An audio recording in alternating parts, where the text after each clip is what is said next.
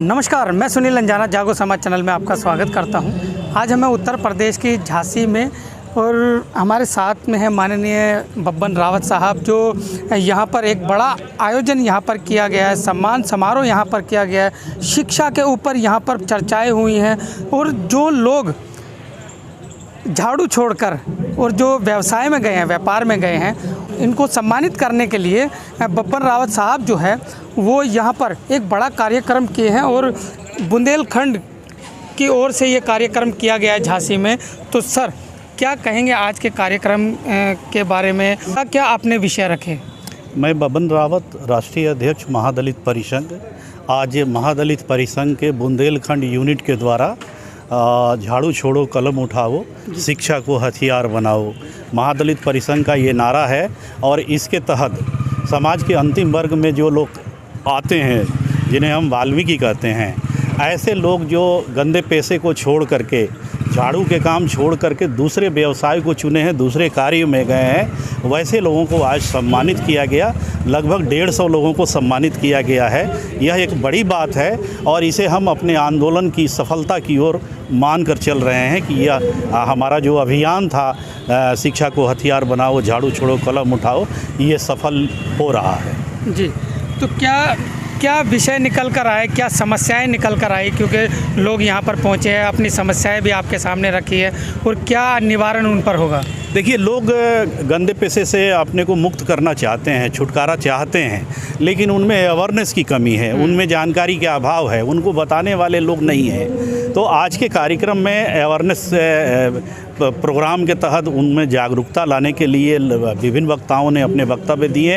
हमारे बीच में बम्बई से आनंद प्रसाद जी उद्योगपति आए हैं। उन्होंने ये भी बताया कि उद्योग के तरफ आप कैसे विकसित हो सकते हैं, कैसे आगे बढ़ सकते हैं।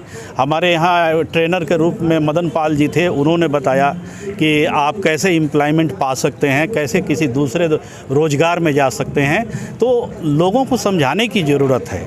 डॉक्टर अंबेडकर ने कहा है कि गुलामों को उनकी गुलामी का एहसास करा दो, वे आज़ादी के लिए क्रांति कर देंगे। तो डॉक्टर अंबेडकर के जो बातें थी, ये गुलाम कौन है? गुलाम ये वाल्मीकि समाज है।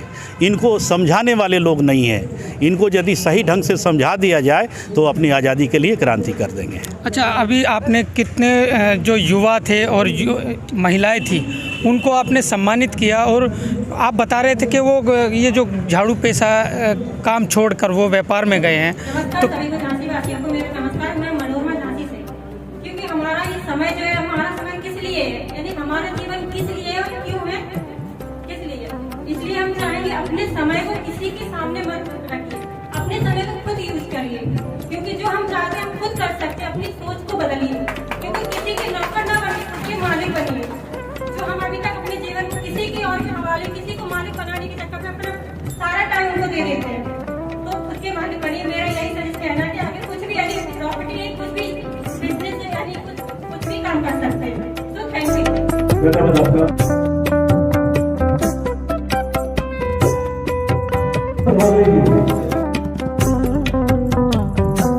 ये अभियान लगातार 8 साल से चल रहे हैं। लगातार 8 साल से इस तरह के अभियान चल रहे हैं। आप बाबा साहब अम्बेडकर को पढ़ेंगे तो बाबा साहब अम्बेडकर ने वैचारिक परिवर्तन पर सबसे ज़्यादा जोर दिया था।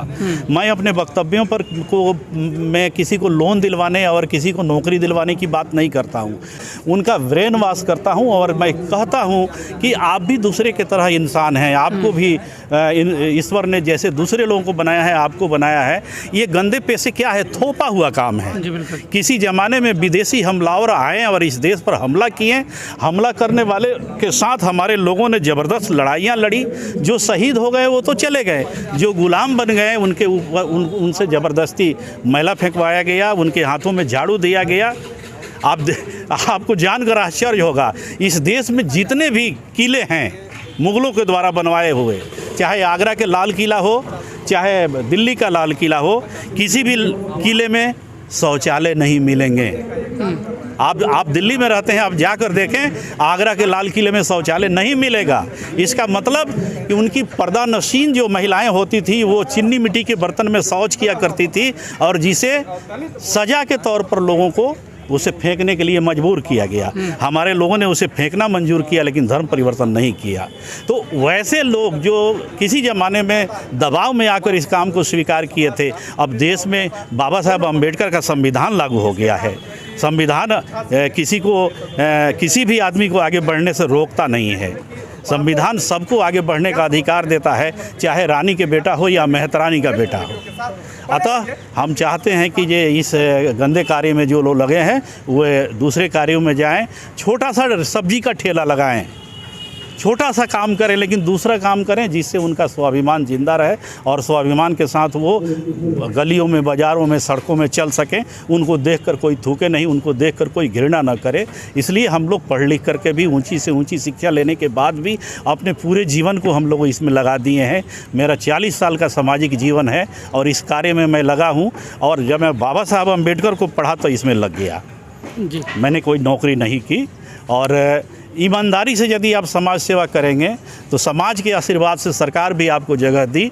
और मुझे इस बात का फ़ख्र है कि बिहार सरकार ने 3 बार मुझे मौका दिया बड़े पदों पर, और भारत सरकार ने 1 बार मौका दिया है। जी बिल्कुल। देखिए, बब्बन रावत जी जो है एक बड़ी शख्सियत है और बड़े सुलझे हुए, बड़े एजुकेटेड है, और इनके बारे में जितना बताया जाए वो कम है। लेकिन हम चाहेंगे कि एक बायोग्राफी जो है वो बब्बन रावत साहब की हम आपके सामने पेश करेंगे कि कैसे उन्होंने अपनी एजुकेशन हासिल की, किन किन परिस्थितियों से वो गुजरे हैं और यहाँ तक कैसे पहुँचे हैं, और कैसे उन्होंने पूरे भारत में अपने लोगों के लिए काम किए हैं और उन्हें एकत्रित किया है, और उन्हें एक मार्गदर्शन बहुत अच्छे तरीके से, गंभीर तरीके से मार्गदर्शन भी किया है और करते भी आ रहे हैं। तो क्या एक छोटा सा आपके